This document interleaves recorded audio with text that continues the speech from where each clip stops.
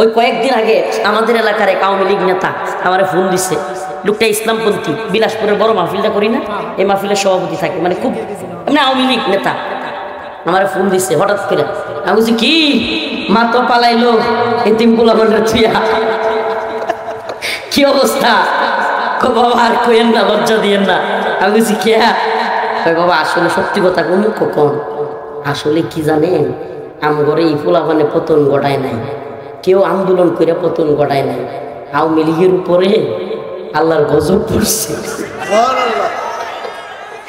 প্রিয় উপস্থিতি, আমরা সব কিছু চাইব কার কাছে? যদি কোনো সমস্যায় পড়ি, কোনো বিপদে পড়ি, কোনো মুসিবতে পড়ি, ডাকবো কার কাছে? সুবহানাল্লাহ। আপনাদেরকে প্রথমেই এটা কারগুজারি শোনাই। সুবহানাল্লাহ। কারাগারে অনেক তো কাহিনী আছে, বিশেষ করে এই এলাকায় আসলে আমার চাচার কথা খুব মনে পড়ে। আলহামদুলিল্লাহ গত কয়েকদিন আগে আসছিলাম, এবারও আসছি। এই কয়েকদিনের ভিতরেই আমরা আব্দুল সালাম পিন্টু আমার চাচার মুক্তির সংবাদ শুনতে পেলাম। বলেন আলহামদুলিল্লাহ। আসলে এটা কেন বলতেছি শোনেন, আমি প্রায় 3 বছর কারাগারে ছিলাম। আপনাদের এই এলাকার সন্তান আব্দুল সালাম পিন্টু সাহেবের সাথে পাশাপাশি রুমে ছিলাম। তো এই দীর্ঘ সময় তার সাথে আমার একেবারে আত্মার একটা আত্মীয়তা সম্পর্কের মতো, এবং এত মিশুক মানুষ। এরপরে আমার সাথে যেই পরিমাণে গল্প হয়েছে, কথা বলতাম বিভিন্ন সময়, বিশেষ করে একটা স্মৃতি আমার খুব বেশি মনে পড়ে। এমনিতে তো চা খাইতাম, গল্প করতাম, আমি ইমাম ছিলাম, নামাজ পড়াইতাম তাদের। একটা স্মৃতি যেটা মনে পড়ে, ঈদের দিন, এই যে আমি বের হওয়ার আগের দারিফ ভাই, ঈদের দিন মানে চাচার মেয়ে আরও কয়েক জামাইয়েরা মিলে খাবার নিয়ে গেছে, জেলখানার গেট থেকে খাবারটা ঘুরে দিচ্ছে, খাবারটা খাইতে দেয়নি এই জালেম হাসিনা সরকার। তখন আমি শুনেন, আমি যাওয়ার সময় কিন্তু আমার বলে গেছে, চাচা আপনার বোন আসছে, যাইতেছি, খাবার নিয়ে আসছে। আসার সময় মনটা এত মলিন, আমার তো কিছু একটা হয়েছে এরকম মনটা খারাপ। সিঁড়ি দিয়া যখন উঠতেছে, আমরা 3 তলায় থাকতাম পাশাপাশি রুমে, আমি জিজ্ঞাসা করলাম চাচা কি হয়েছে? কিছু বলে না। পরে একটু ভিতরে গেছি, আপনার না খাবার নিয়ে আসার কথা।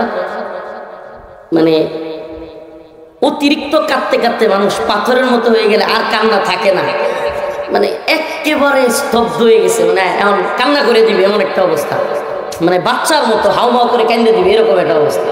আমি তাড়াতাড়ি জড়ায় দইরা টান দিয়া, আমার পাশেই রুম তো, আমার রুমে নিয়ে আসছিলাম। আমার আম্মা ওই দিন অনেক গুস্ত, অনেক খাবার পাঠাইছিল, দইরা এক প্লেটে বসে খাওয়াইলাম। বললাম আপনার সন্তান নাই, কি হয়েছে? আমরাই তো আপনার সন্তানের মতো, খুব ইয়া করলাম। তো মনটা অনেক খুশি হয়েছে। পরে বলতেছিলাম চাচা মনে রাখেন, আল্লাহ পাক জালিম হাসিনারে কিছুদিনের মধ্যে শুনবেন এমন ধরা দিবে, কই থেকে ধরছে বলতেও পারবেন না। শুনেন, এগুলো চাচার সাথে গল্প করতাম তো, তখন একটু মনটাতে সাহস পাইতো। আমি বলতাম দেখবেন এমন ধরা দিবে, আপনি আগামী রমজানের ঈদের আগে মুক্তি পাবেন।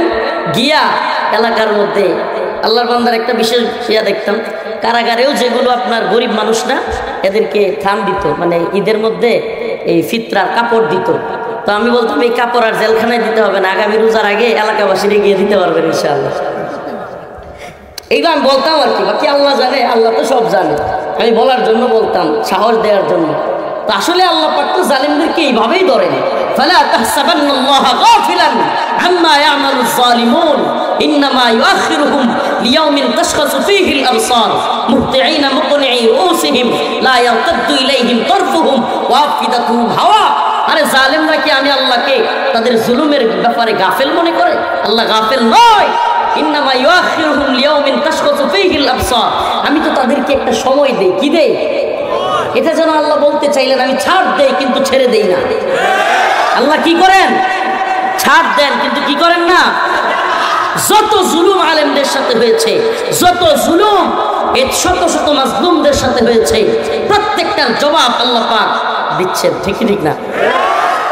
দুনিয়াতে তো দেখাচ্ছেন, এদের আখেরাতে তো এদের শাস্তি আছে। কি বলেন? আখেরাতে শাস্তি আছে না নাই?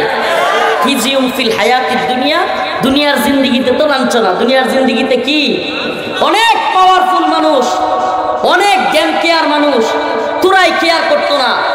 সংবাদ সম্মেলনে কিংবা টকশোর মধ্যে মানুষকে হুমকি ধমকি দিত।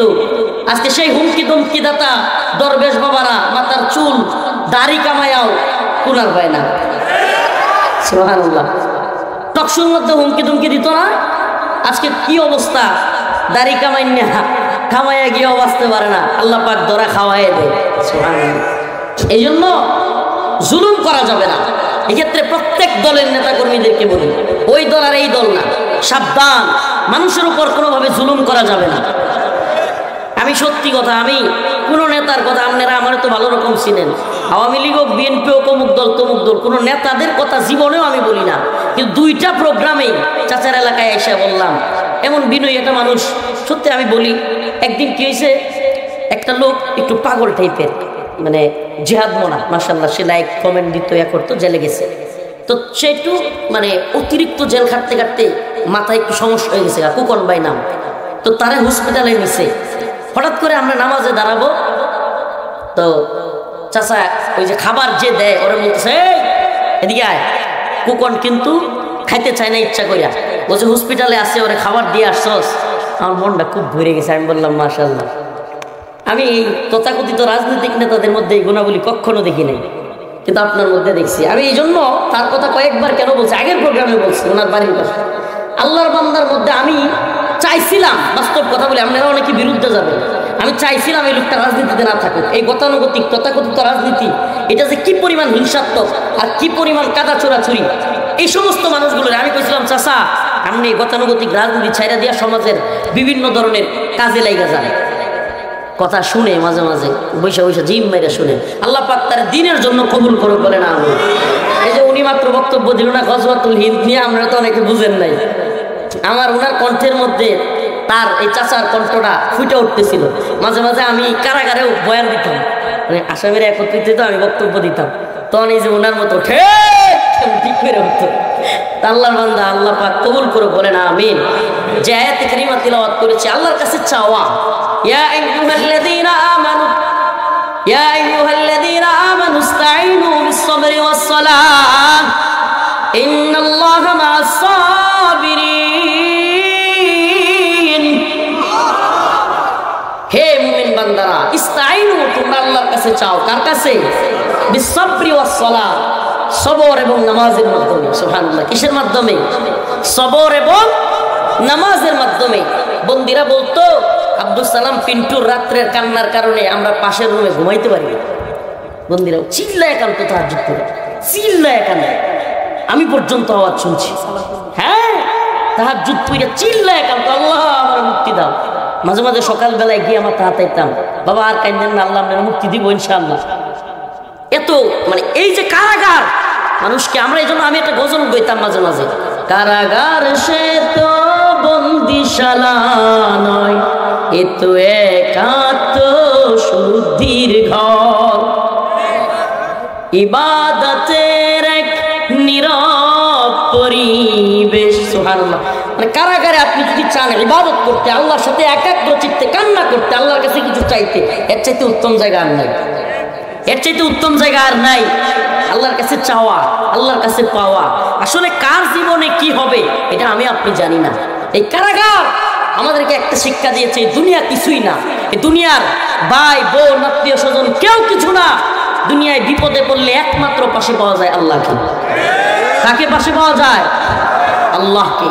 এই যে আল্লাহর জন্য মুহাব্বতে, আপনাদের এলাকার অনেক বড় নেতা কিছু হাদিয়া পামুই আশায় কথাগুলো বলতেছি না, আমি কোনো জায়গায় গিয়ে কোনো নেতাকে নিয়ে আজ পর্যন্ত কথা বলছি, এটা আমার যারা চিনে মোটামুটি এরা জানে, সব জায়গায় গিয়া যেই দলের নেতাই হোক আমি বিরোধিতা করবার চেষ্টা করি। কিন্তু এই জন্য কথাগুলো বললাম যে আগামী দিনে আপনারা তারে নিয়ে নাইচা জয় বাংলা জয় বঙ্গবন্ধু করে দিয়ে না ভাই।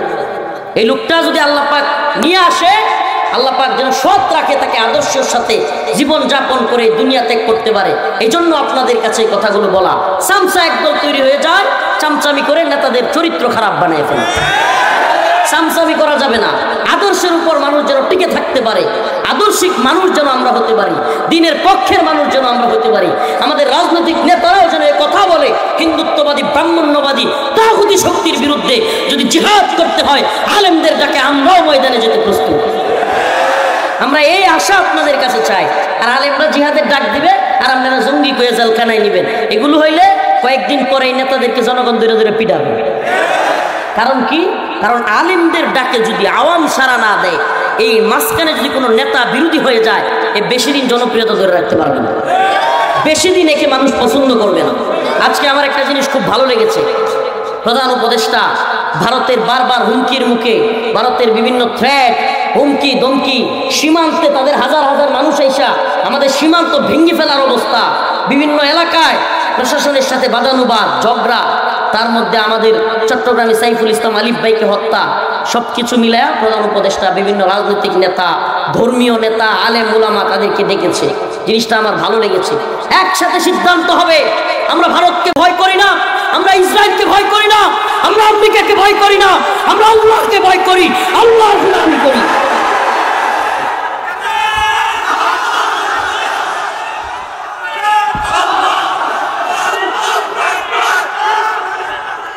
আমরা কাকে ভয় করি বলেন না, কাকে ভয় করি?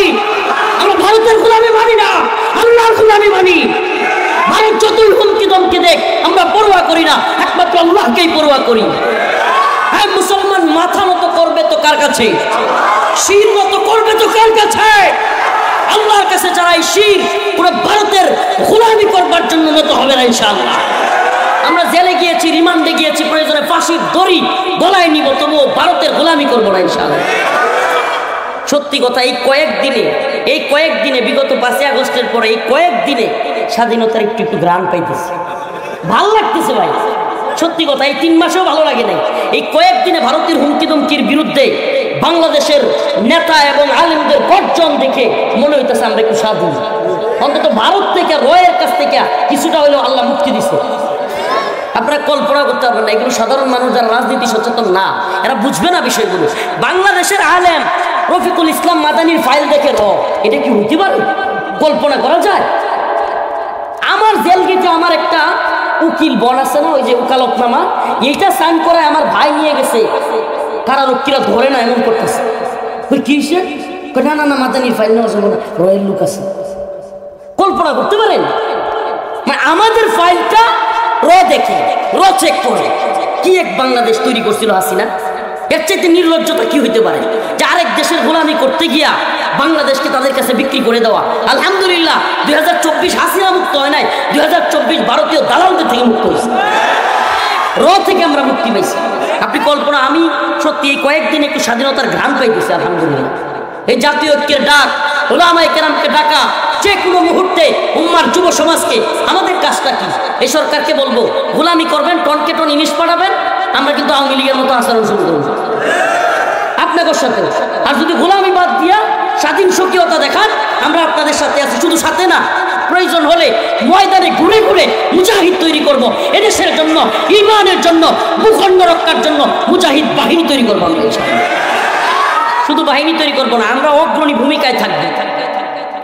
বেড়াকে বেড়াকে ঘুরে ঘুরে, ক্যাম্পে ঘুরে ঘুরে আমরা বয়ান করবো, শাহাদাতের বয়ান। এই যুব সমাজকে শহীদ হওয়ার তামান্না তৈরি করে দিব, ফাঁস করে ভারতের বাহিনীর মধ্যে ঢুইকা আত্মঘাতে হামলা করে সবগুলো উড়াই দেবে ইনশাআল্লাহ। এমন যুবক তৈরি করবো, এমন ইউনিট তৈরি করবো ইনশাআল্লাহ। আর এই ইউনিটের প্রথম স্থানে থাকবো আমরাই। প্রয়োজনে যদি ডাক আসে রফিকুল ইসলাম মাদানি, তোমাকেই যেতে হবে, ওই বাহিনীর ভিতরে ঢুকে তোমাকে এদেরকে উড়াই দিতে হবে ইনশাআল্লাহ, আমরাই সবার আগে তৈরি করবো। আমরা সেই বাহিনী তৈরি করবো ইনশাআল্লাহ। তোরা তো বন্দুকের নলে, আমি তো মাঝে মাঝেই বলি, তোরা বন্দুকের নলে, মিসাইলের নলে তোরা কি দেখো? আগুন আর জাহান্নাম। আর আমরা দেখি বন্দুকের নলের মধ্যে শাহাদাত, আমরা বন্দুকের নলের মধ্যে দেখি জান্নাত। ঠিক কি ঠিক না? তো আমরা চাই কার কাছে? কার কাছে? সুবহানাল্লাহ। একটা কারগুজারি আমি প্রায়ই বলি যে আমার কারাগারের শেষ দিনের ইতিহাস যেদিন বের হই, হায় হায়, গোয়েন্দা সংস্থার এতগুলো ক্লিয়ারেন্স লাগে। সব মামলার জামিনের কাগজ আসার পরেও আমার আম্মা 2 বার বেহুশ হয়েছে, পানি ডালছে 3-4 ঘন্টা করে, যখন হাইকোর্টে মামলার জামিন বাতিল হয়েছে। তারপরে কাগজগুলো চলে গেছে, এখন বের হব, এই মুহূর্তে বলে হুজুর ক্লিয়ারেন্স ছাড়া বাইর হওয়া যাবে না। আমার পেরেশানি মাথার মধ্যে। সুবহানাল্লাহ। সংক্ষিপ্তভাবে বলি, আমি আল্লাহকে ডাকতেছি, আল্লাহ, নামাজ, মাগরিবের নামাজের সময় হয়েছে, নামাজের মধ্যে গিয়ে বলছে, আল্লাহ আপনি তো জানেন আমার মায়ের অবস্থা কি, আমার মা কাঁদতে কাঁদতে কি অবস্থা, চোখের পানির কি অবস্থা। আজকে যদি এই মহিলা শুনে গেট থেকে কাপড় চুপড় সহ, কি সহ, মানে প্রায় 3 বছর পরে আমার বলছে কাপড় চুপড় নিয়ে আসেন, আপনারা বের করে দেওয়া হবে, এই মুহূর্তে কয় ক্লিয়ারেন্স হয়েছে না, আবার ভিতরে। হাই, এই অবস্থায় ওই গেটের মেইন গেটের পাশে একটা ছোট্ট নামাজখানায় গিয়া আল্লাহর কাছে হাত তুলে বুঝলাম, আল্লাহ আপনি ছাড়া তো কেউ নাই, সকল দরজাগুলো বন্ধ হয়ে গেছে, আল্লাহ আপনার দরজা খোলা আছে, আপনি এই দরজাটাতে আমার দিকে একটু তাকান আল্লাহ। আমার মা আজকে যদি শুনে গেট থেকে, আমার গেটের সামনে আমার এই মামা, আমার চাচা, আমার ভাই দাঁড়ায় আছে, আর আমার মা অপেক্ষায় আছে, যদি শুনে গেট থেকে আবার কাপড় চোপড় সহ ভিতরে দিয়ে দিছে, আল্লাহ আমার মাকে হারায় ফেলবো, আল্লাহ না জানি কি হয়ে যায়। সুবহানাল্লাহ।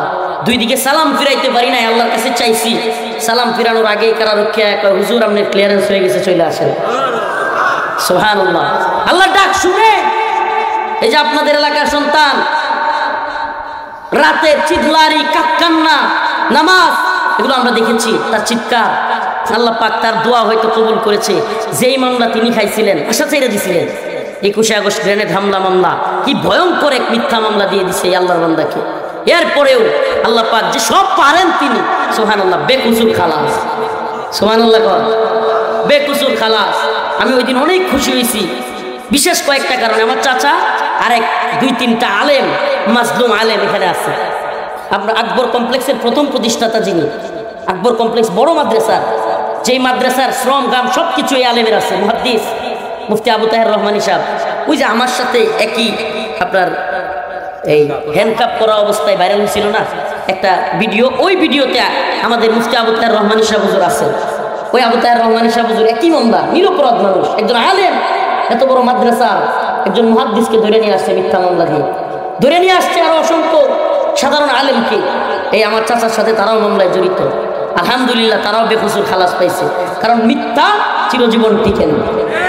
সত্যের জয় একদিন কি হয়, একদিন সত্যের জয় হয়েছে। আমি ওই দিন সারাদিন একটা খুশির মুডে ছিলাম, সত্যি কথা, সারাদিন খুশির মুডে, এত আনন্দ লাগছে। এই আলেমগুলোকে দেখে আসছি, এ আল্লাহর বান্দারা কি কষ্ট যে করছে, আমাদের যে কি কষ্ট গেছে।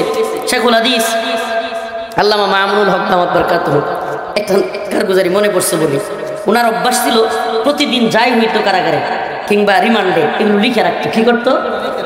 কিন্তু আমাদের বিশেষ বন্দী যারা, তাদের রিমান্ডে কিংবা বিশেষ রুমে খাতা কলম নিষিদ্ধ ছিল। এর সাথে আর বড় বড় তার হইতে পারে না আর কি। প্রথম 2 দিন গাজীপুরে আমারে কোরআন পর্যন্ত দেয় নাই, কোরআন শরীফটা পর্যন্ত দেয় নাই গাজীপুর কারাগারে। কি দেয় নাই? এটা বিশ্বাসযোগ্য? এটাই বিশ্বাস করতে হবে, কারণ বাংলাদেশ তো আপনারা দেখছেন, হাসিনা ক্ষমতায়, আওয়ামী লীগ ক্ষমতায় তো ছিল ক্ষমতায় ছিল কারা? যারা কোরআনের বিদ্বেষী, যারা কোরআনকে পছন্দ করে না। প্রথম 2 দিন আমাকে কোরআনও দেয় নাই। তো শায়েখ কোনো গোপনভাবে একটা কলম আর খাতা নিছে, যেমনি হোক প্রতিদিন লিখতেন কারাগারে। হঠাৎ করে আজকে মনে পড়ছে, কারণ একটা মেসেজ দিয়েছিল, তো মনে পড়ছে, তো আজকে কি হয়েছে সব লিখতেন। তো আমার ওই দিন লো প্রেশার হয়েছে, এটাও লিখছেন যে রফিকের মানে হঠাৎ করে আমার এক এডিসি ডিবি এই বদমাশায় গালিগালি শুরু করছে। সে আমার ইউনিটের না, মানে আপনারা যারা রিমান্ডে যান নাই তারা বুঝবেন না। ডিবি রিমান্ডে কিংবা বিভিন্ন রিমান্ডে 3-4 জনের করে একটা স্কোয়াড থাকে। কি থাকে? জিজ্ঞাসাবাদের জন্য। আমার যে স্কোয়াড, সেই স্কোয়াডের না হয়েও আরেকটা এডিসি এসে আমার গালাগালি শুরু করছে। গালাগালি তো করছেই, এভাবে ছেড়ে বসে আছে, থাপ করে একটা থাপড় মারছে, মেরে একেবারে ফেলে দিচ্ছে, এমন অবস্থা, খুব ব্যথা পাইছে। এখন ডিবির যে প্রধান তৎকালীন হাফিজ আক্তার, তার কানে খবর গেছে। তো খবর যাওয়ার পরে আমার এমনিতেই একটু লো প্রেশার ছিল, কয়েকদিন টানা না খাইতে না খাইতে বন্দি অবস্থায়, মানে আম্মার কথা মনে পড়তো, চরমভাবে মন খারাপ হইতো, খাওয়া দাওয়া নাই, একেবারে লো প্রেশার, যেটা অভাবনীয়। নিচেরটা 45, উপরেরটা মাত্র 70, কল্পনাও করা যায় না। কিন্তু যখনই ওরা প্রেশার না পাইছে, হাফিজ আক্তার একবার পাগলের মতো হয়ে গেছে।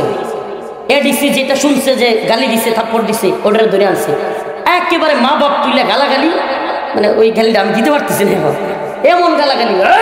তুই জানোস এখন যদি মইরা যায় মাদানি তোর কি হইব, কি সর্বনাশ করছস, পেপ ও বাসি শুরু করছে, তাড়াতাড়ি করে অ্যাম্বুলেন্স আছে আমারে। তো শায়েক ওগুলো লিখছে, কি করছে? ওগুলো লিখছে। এখন শায়েক করতেন কি, সাক্ষাতে কেউ আসলেই এই লেখাগুলো আবার দিয়ে দিতেন। কি করতেন? দিয়ে দিতেন, যাতে করে ওগুলো আবার যদি নিয়ে যায়। তো আমরা ডিবি রিমান্ড থেকে কেরানীগঞ্জ কারাগারে যাচ্ছি। এই মুহূর্তে কারাগারের এদের নির্যাতন একটু বর্ণনা দিচ্ছে আপনাদেরকে, যেহেতু স্মরণ হচ্ছে। কারাগারের গেটে এমন চেক শুরু করছে, আমি তো জানি শায়েকের কাছে কাগজ আছে, এমন চেক শুরু করছে সারা শরীর, হুট খুলতেছে, এমনকি মানে বললে আপনারা কি বলবেন, লুঙ্গি খুলে এমনি দেখতেছে, লুঙ্গি এভাবে খুইলা মাথা ভিতরে ঢুকে এমনি দেখতেছে। কল্পনা করা যায় আলেমদের এই নির্লজ্জের দল। কারণ আমার যখন এই অবস্থা করছে, আমি কাছে ওটা একটু আড়ালে সামনাসামনি মানুষের এইদিকে। কারণ আমি আরেক গোয়েন্দা সংস্থার লোক, চাচা শুনে আরেক গোয়েন্দা সংস্থার লোক, ও কি করছে আমার একটা, হ্যাঁ একটা মাদুরি করস, প্রধানমন্ত্রী মানি না, রাষ্ট্রপতি মানি না, বক্তব্য দেশ, মানে তুই তো গাড়ি শুরু করছে। আমি প্ল্যান করিয়া সিস্টেমে, আমি তো জানি সাইকেল চেক করলে কাগজটা পাইব, আমি তো জানি। আমি কি করছি, একটা সুযোগও পাইছি, তোর লোকে ঝগড়া লাগাবো। আমি বলছি আমি এখন কারাগারে আছি, আপনি এনে ঝগড়া করতেছেন কেন? মানে আমার বিষয় হলো আমি ঝগড়া টগড়া কইরা ঘরে উস্কাইয়া দিলে সাহেব চেক করবো। আমি এমন চেক করছি, এর ফাঁকে আল্লাহর বান্দা একটু দেখায় আপনাদেরকে, আল্লাহর বান্দাই করছে কি, কাগজটারে আস্তেই কইরা পকেট থেকে লইয়া আস্তে করে এইভাবে বাইর কইরা মাস্কের ভিতরে তুলে দিছে। আমি কিন্তু ওইটার লগে ঝগড়া করতেছি গোয়েন্দা সংস্থার লোকের সাথে, আর ধমকাই দিছে, আর সাহেব রফিক রফিক ঝগড়া করিও না, ঝগড়া করিও না, আর ওইদিকে সাহেব কাজ করতেছে। তো এরা কি পরিমাণ জুলুম করেছে, সুবহানাল্লাহ ওয়া বিহামদিহি, বোঝানোর উদ্দেশ্য ছিল আপনাদের। আমরা খাতা কলম পাই নাই, এমন কি কাপড় লুঙ্গি পর্যন্ত, আপনার ডিবি হারুনের ঘটনা তো অনেকেই শুনছেন, এগুলো আর নতুন করে বলবার দরকার নাই। এরা এমন নির্যাতন আলেমদের সাথে করছে। ওই কয়েকদিন আগে আমাদের এলাকার এক আওয়ামী লীগ নেতা আমার ফোন দিচ্ছে, লোকটা ইসলামপন্থী, বিলাসপুরের বড় মাহফিলটা করি না, এই মাহফিলের সভাপতি থাকে, মানে খুব মানে আওয়ামী লীগ নেতা। আমার ফোন দিচ্ছে হঠাৎ করে, আমি বলছি কি, মা তো পালাইলো এতিম পোলাপানের থুইয়া, কি অবস্থা? বাবা আর কইেন না, লজ্জা দিয়েন না। আমি বলছি কে?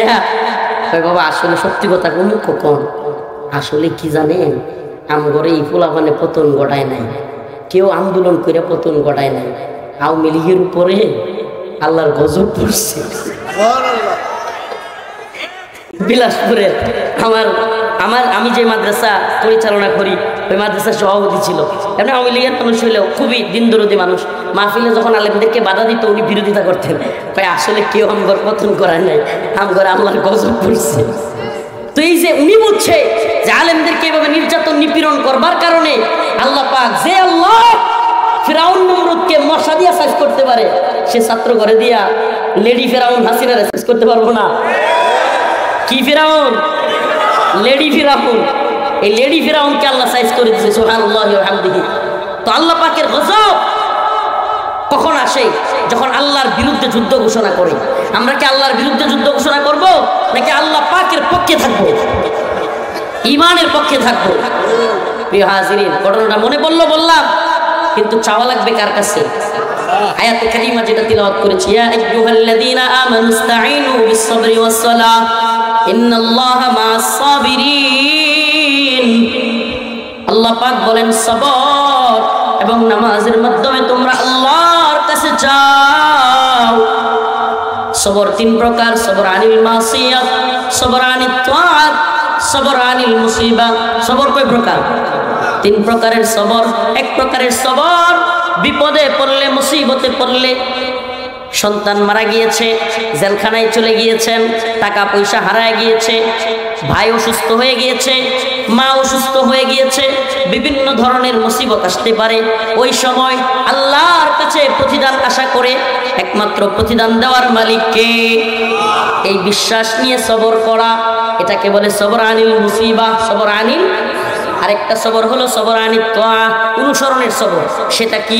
কোরআন যা বলেছে, সুন্নাহ যা বলেছে, আমার ইচ্ছা হোক অনিচ্ছায় হোক, রাইসুল মুফাসসিরিন আব্দুল্লাহ ইবনে আব্বাস বলেন, ইচ্ছায় অনিচ্ছায় আল্লাহ পাকের প্রতি প্রতিদানের আশা করে যেই ব্যক্তি নিজের মধ্যে বিভিন্ন বালা মুসিবতে কিংবা কোরআন সুন্নাহর কথা শুনে ইচ্ছায় অনিচ্ছায় গুনাহকে পরিত্যাগ করে, সেই হলো সবচাইতে উত্তম সবরকারী। উত্তম সবরকারী হইতে চান তো ইনশাআল্লাহ? হাদিসের মধ্যে আসছে, একদল লোক তখনও জান্নাতের এলান হয় নাই, হিসাব নিকাশ শেষ হয় নাই, জান্নাতের দিকে যাওয়া শুরু করবে।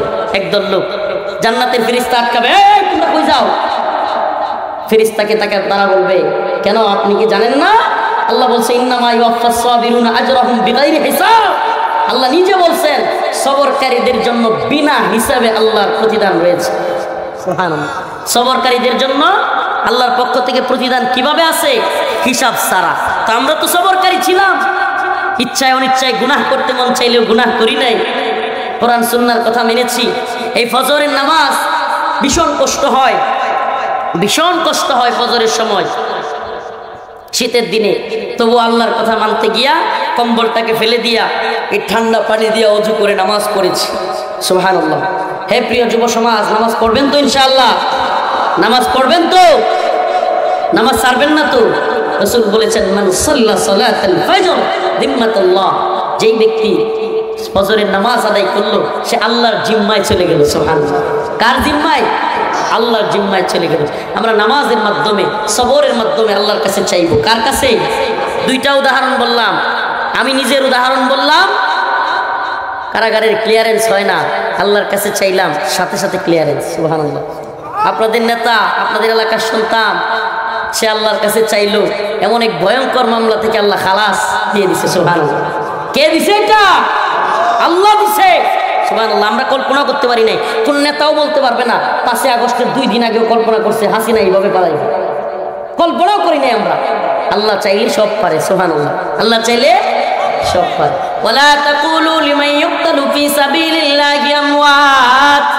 এরপরে আল্লাহ যেটা বলতেছেন সবর এবং নামাজের বয়ানের পরে আল্লাহ বলেন ওয়ালা তাকুলু, তোমরা মৃত বলিও না। এই ওয়াজটা আমি সব জায়গায় করার চেষ্টা করতেছি, এই উম্মাকে শাহাদাতের তামান্না অন্তরে ধরায়া দেওয়ার জন্য। আল্লাহ বলেন ওয়ালা তাকুলু, ওয়ালা তাকুলু, তোমরা বলিও না, বলাও নিষেধ, লিমান ইউকতালু ফি সাবিলিল্লাহি আমওয়াত, যারা আল্লাহর রাস্তায় জীবন দেয় তাদেরকে তোমরা মৃত বলিও, মৃত বলাও নিষেধ। আল্লাহর রাস্তায় যারা জীবন দেয় তারা কি না? মৃতই না। সুবহানাল্লাহ। তারা কি তাইলে? বাল্লাহিয়া, বরং তারা জীবিত। ওয়ালাকিন লা তাশউরুন, তোমরা সেটা অনুধাবন করো না, বুঝো না। আল্লাহ বলেন তারা জীবিত। কিরকম? আমার ভাই সাইফুল ইসলাম আলিফ, সুবহানাল্লাহ, সনাতন ধর্মী হিন্দুদের ইসকনের লোকদের হাতে শহীদ হয়েছে। আমরা শহীদ হিসেবে ধরি, আল্লাহ কবুল করবো না। আমি আল্লাহর বান্দাকে গোসলও করাই না। সুবহানাল্লাহ। কি করে নাই? গোসল ছাড়া যেই কাপড়ে তাকে হত্যা করা হয়েছিল, যেই কাপড়ে রক্ত লেগে আছে, সেটা সহই তার জানাজা পড়ানো হয়েছে।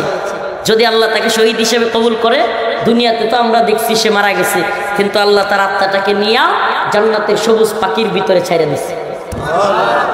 শহীদ, আই সুবহানাল্লাহ, আই সুবহানাল্লাহ, জান্নাতের সবুজ পাখি হইয়া ঘুরতেছে, উড়তেছে, যা মন চায় খাইতেছে।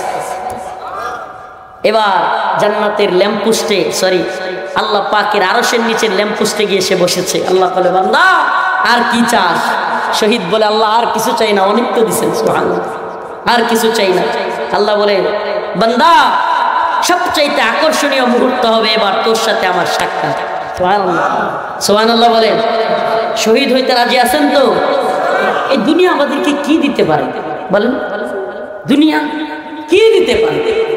আমার আপনার আপনজন চলে গেল, আমরাও চলে যাব, আমরাও চলে যাব, কিন্তু দ্বীনের জন্য কিছু করে যাব ইনশাআল্লাহ। আমার এই জিন্দেগি হিসাব করি, আসেন হিসাব করি, কয় বছর ঘুমাইলাম, কয় বছর খালি খাইলাম, কয় বছর খেলাধুলা করলাম, আর কয় বছর দিন প্রতিষ্ঠার জন্য কাজ করলাম। বছর তো হইতোই না, মাসও হইতো না, ঘন্টা হয় কি দিন প্রতিষ্ঠার জন্য কাজ কি আমরা করি? এটা কথাও তো বলি না। আসুন না এই উম্মার মধ্যে জাগরণ তৈরি করি, আর নয় তন্ত্রমন্ত্রের ধ্বজাধারীদের শাসন। আমরা চাই কোরআনের শাসন। আমরা কি চাই? আমরা কোরআনী শাসন চাই। ইম্মা শরিয়াত ওয়া ইম্মা শাহাদা, হয়তো শরীয়ত নয়তো শাহাদাত। আসেন সবাই একে অপরকে এই কথা বোঝায়, কোরআন সুন্নাহর শাসন ছাড়া শান্তি মুক্তি কামিয়াবি আসবে না। শান্তি মুক্তি কামিয়াবির পথ কোরআনের পথ নাকি তন্ত্রমন্ত্রের পথ? হ্যাঁ, তন্ত্রমন্ত্রের পথে শান্তি মুক্তি কামিয়াবি নাই। একমাত্র পথ যেটা শান্তি মুক্তি কামিয়াবি, সেটা হলো কোরআনের পথ। এসে কোরআনের পথে সবাইকে দাওয়াত দিলাম। বোয়াপুরের মুসলমান, শরীরটা খুবই অসুস্থ, কিন্তু এই যে প্রোগ্রামে আসলে জুসে, বিশেষ করে হিন্দুত্ববাদীদের আস্ফালন দেখে শরীর আর অসুস্থ থাকে না। হিন্দুত্ববাদীদের এই আস্ফালন দেখলে মনে হয় এখনই তৈরি হয়ে যায় আল্লাহর এই বান্দাদেরকে নিয়া, মুজাহিদদেরকে নিয়া। আমার তো সত্যি কথা কই, এই হিন্দুত্ববাদীদের বড় বড় গাঠিতে আমার যদি 4-500 গোলাবান দিয়ে দেয় ইনশাআল্লাহ আমি একলাই সাইজ করে থুয়ে আবো ইনশাআল্লাহ। আমার যদি খালি দায়িত্ব দেয়। এমন তো সমস্যা হলো, কয় হুজুর কামান বিমান মিসাইল কত আছে ভারতের জানেন? আমি কইবার ইতিহাস পড়িয়া দেখ, মর্দে মুজাহিদরা তৈরি হলে রসুল বলেছেন আমার উম্মতের কোনো বাহিনী যদি 12,000 হয়, কয় হাজার? 12,000 মুজাহিদ হয়, পৃথিবীর কোনো বড় শক্তি নাই যারা তাদেরকে পরাজিত করে। আমরা ভয় পাই না, আমরা 12,000 হলেই যথেষ্ট। আর আমরা 12 কোটির উপরে, সুবহানাল্লাহ, আমরা কি 12 কোটির উপরে। আল্লাহ রসুল কয় মুহাম্মদ আরবির 2 ঠোঁটের মাঝখান দিয়া জীবনে কোনোদিন মিথ্যা বাইর হয় না। সুবহানাল্লাহ, বেরিয়েছে। মুহাম্মদ আরবি সাল্লাল্লাহু আলাইহি ওয়াসাল্লাম বলেছেন আমার উম্মতের 12,000 মুজাহিদ যদি হয় বিইذনিল্লাহ, আল্লাহর উপর ভরসা করে, তারা কখনো পরাজিত হবে না। কাম মিন ফিয়াতিন কালিলা গালাবাত ফিয়াতান কাসীরাতান বিইذনিল্লাহ। সুবহানাল্লাহ। এজন্য আমরা কাউকে পরোয়া করি না, কাউকে ভয় করি না। করি কাকে? এটা ইমানি তাকত নিয়ে। আমাদের মিসাইল কম, বিমান কম, কামান কম, ড্রোন কম, বন্দুক কম, গুলিও কম, অস্ত্র ভারতের বেশি হইতে পারে, কিন্তু একটা অস্ত্র আমাদের ওদের চাইতে 1000 গুণ উত্তম, সেটা হলো ইমানের অস্ত্র। কিসের অস্ত্র? যে অস্ত্র এই শিক্ষা দেয় যে পৃথিবীর কোনো শক্তির কাছে মাথা নত করা যাবে। ওরা তো বাসে হইলো খাওয়ানোর লেগিয়া, ওরা বাসে কি লেগিয়া? খাওয়ানোর লেগিয়া, বুক করার লেগিয়া। আর আমরা বাইচে থাকি দ্বীনের পক্ষে শহীদ হওয়ার জন্য। এই দোয়া করে আল্লাহর কাছে, আল্লাহুম্মা রযুকনা শাহাদাতান ফি সাবিলিক, আল্লাহ আমাদেরকে শাহাদাতের পথে শহীদের রাস্তায় মৃত্যুবরণ করার তৌফিক দান করুন। সবাই বলেন আমিন। দোয়া করবেন আর তৈরি থাকবেন। না মুসলমান, বারবার বলে যাচ্ছি, কেন জানি সাইফুল ইসলাম আলিফ ভাইয়ের এই শাহাদাতের পরে খালি টাঙ্গাইলেই প্রোগ্রাম বেশি পড়তেছে। তো আপনাদেরকেই তৈরি করি মুসলমান। গতকালকে ওইদিকে কিশোরগঞ্জেও তৈরি করে আসলাম। আমি তো যুবকদের বাহিনী চাই, যেই বাহিনী বললেই দাঁড়াবে, বললেই বসবে, বললেই শহীদ হওয়ার জন্য একেবারে হিন্দুত্ববাদীদের ব্যারাকের ভিতরে ঢুকে যাবে ইনশাআল্লাহ। সবগুলোর একসাথে উড়াইয়া দেবে ইনশাআল্লাহ। মনে করিয়েন না ওই নেতা যে পালায়া গিয়া কিংবা বিভিন্ন গুহার মধ্যে লুকায়া তাইকা কর্মীরারে বলবে ডোনাল্ড ট্রাম্পের ছবি লয়ে নাম। আমরা এই নেতা না, আমরা সামনে থাকবো ইনশাআল্লাহ, সামনে থাকবো, তৈরি করব যুবকদেরকে। যদি ডাক আসে যুবকরা, বোয়াপুরের মুসলমান তৈরি আছেন তো? যুবক আপনাদের প্রতি একটাই আশা, প্রিয় যুবক ভাইয়েরা, তোমাদের প্রতি এই একটাই আমাদের আশা, তামান্না। দুনিয়ার রঙিন স্বপ্ন দেখা বাদ দাও, দুনিয়ার রঙিন স্বপ্ন দেখা বাদ দাও, শাহাদাতের তামান্নায় নিজেদেরকে উজ্জীবিত করো। একটাই তোমাদের প্রতি চাওয়া, ডাক আসলে আখিরাতমুখী হয়ে শহীদ হওয়ার আশায়, তামান্নাই। আরে এক বড় তামান্না রে ভাই, এই জজবা অন্তরের ভিতরে লাগলে আর কিচ্ছু ভালো লাগবে না। সুবহানাল্লাহ, কিচ্ছু ভালো লাগবে না। শাহাদাতের তামান্না, এই শাহাদাতের তামান্নায় উজ্জীবিত জাতিকে পরাজিত করবে এমন কোন কামান বিমান আছে রে? আছে? নাই। শাহাদাতের তামান্নায় উজ্জীবিত যুব সমাজকে রুখবে সাধ্য নাই। ওই যে কইছিল না আজকে প্রধান উপদেষ্টা ইউনূস সাহেবের একটা কথা আমার খুব ভালো লাগছে। ওই যে পুলিশ একটা স্বরাষ্ট্রমন্ত্রী কামাল রেগিয়া কইছিল যে মারি একটা পরেও একটা, কিন্তু আরো 4-5টা কি করে আগায় আসে। মারিও একটা, মরেও একটা, পড়িয়া থাকেও একটা, বাকিটি যায় না, আরো আগায় আসে। তো এখন মারি একটা, আয়ে সাইড দিয়া প্রধান উপদেষ্টা কয় এখন আইব 40টা। আমরা কি বলি? তোরা আমাদেরকে মারতে পারবি কিন্তু থামাইতে পারবি না। আমার একটা জিনিস অনেক ভালো লাগছে, হাসিনা পালাইয়া যাওয়ার চাইতে খুশি হয়েছি যে জিনিসটা, এই উম্মার যুব সমাজ ট্যাঙ্কের সামনে, বিমানের সামনে, হেলিকপ্টারের সামনে, বন্দুকের সামনে দাঁড়াই বসেছে।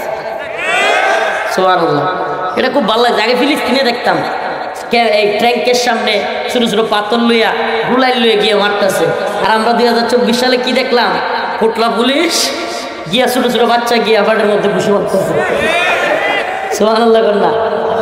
এই সাহস দেখে ভালো লাগতেছে। এই যুব সমাজ দরকার আমাদের, এই যুব সমাজ দরকার, এই যুব ইউনিটি দরকার। নতুন কোনো জালেমের টাইম নাই যদি এইভাবে যুব সমাজ একত্রিত থাকে। আল্লাহ পাক আমাদেরকে তৌফিক দান করে। উফ, শরীরটা একবারে ক্লান্ত, দয়া কইরা সুবহানাল্লাহি ওয়া বিহামদিহি 12টার উপরে বাজে, আমার জন্য খাস করে দোয়া করবেন। আমার মাথা মাঝে মাঝে ঘোরায়, রিমঝিম করে ঘোরানো শুরু করে। আসলে এটা আল্লাহ পাকের খাস মেহেরবানি। বয়ানের মঞ্চে বসলে অনেক সময় খেয়ালই থাকে না আমি যে অসুস্থ, মাঝে মাঝে খেয়ালই থাকে না, কিন্তু পরক্ষণেই যখন না আমি বিশ্বাস করবেন কিনা মাথা ঘুরে পুরি যেতেছে, কিরি এতক্ষণ তো বুঝলাম না, এখন খাইনি কি। এই জন্য এটা আল্লাহ পাকের মেহেরবানি। আমাদের জন্য খাস করে দোয়া করবেন তো।